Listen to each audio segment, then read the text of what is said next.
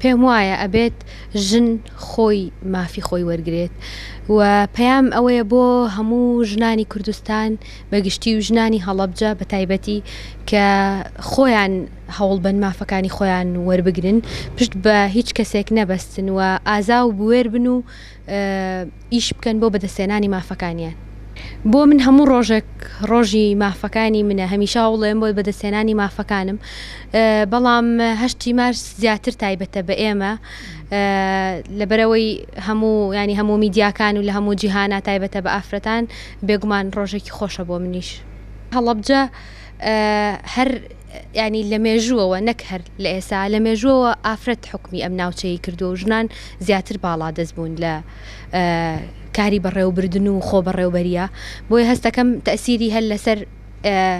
ئێستەش مابێ و توندوتیژی بەرامبەر ئافرەتان کەمتر بێ لەم سنوورەیە. ڕاستێکە ئێمە تا ئێستا لە مناقەشیان لەسەر و چالاکانی کە ئەمانەوە لە 8 مارس ئەنجامی بدرین و ئەمانەوەی لەگەڵ چەند لایەنێکا پێکەوە بە هاوبەشی چالاکیەکمان هەبێت، بەڵام بەداخەوە ینی وەزعی و کاتی ئێستای هەرێمی کوردستان ئەزانین هێشتا ناتوانین خۆمان یەکلایەکەینەوە بە چالاکیەکان، چونکە ئەبینین ڕۆژ نییە ئێمە کوشتنی ژنێک نەبیستین کە یەکێک لەو کەیسە تازانەی سووتانی شنیار بوو بەداخەوە کە دوێنەیگانی لە دەستدا کە ئەمە هەمومان تووشی شۆک بووین. ئێمە ئەگەر سێرکەین لە ئاماری هەر 2022 لە ماوەی ئەم 2 مانگەیە چەندەها ژنمان کوژراوە، بۆیە ئەمە کەمە زەحمەتە ینی بڕیار لەسەر چالاکیەکی تاوبن، بەڵام هێشتا ئێمە لە گفتوگویان وەچی بکرێت ئەبێ ئێمە چۆن دەنگی خۆمان لەم ڕۆژەیە بەرزکەینەوە ئەو ناڕازایەتیەک دەرببڕین کە ئیتر بەڕاستی حکوومەتی هەرێم بێتە سەرخەت و بتر بکوژان بە سزای یاسای خۆیان بگەن. ڕاستێکی پەیامی ئێمە ئەوەیە ئیتر بەسە ژن کوشتن، ئیتر بەسە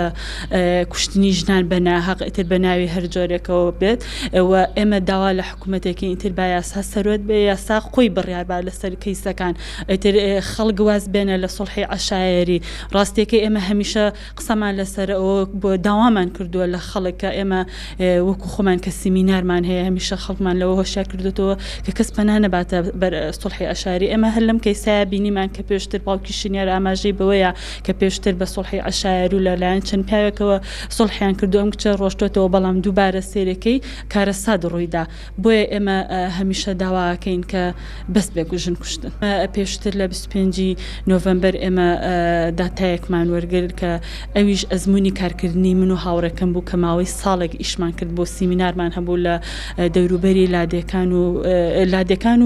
لەگەڵ گەڕەکەەکانی ناوشاری هەڵەبجە. بەداخەوە چەند توندوتیژیەک هەبوو، دووژنە دیاردەیەکی زۆرە ڕاستەکەی لە ئێستا ئێمە لە لادەیەکا کە سەردانمان کردو تقریبەن 30 ماڵە 8 پیاویان دووژنیان هەبوو و توندوتیژی ترمان هەیە وەکو ئێمە دەست درێژی سێکسیمان هەیە بەداخەوە کە یەکێکە لە لادێکانی دەوروبەری هەڵەبجەوە. دوایەوە ڕێژەی تەلاقمان زۆرە بەداخەوە دووبارە و یەکێکی تر لەو توندوتیژانێکە ڕوبەڕووی ژنان بووەتەوە خەتەنەکردنی مێی نەبوو.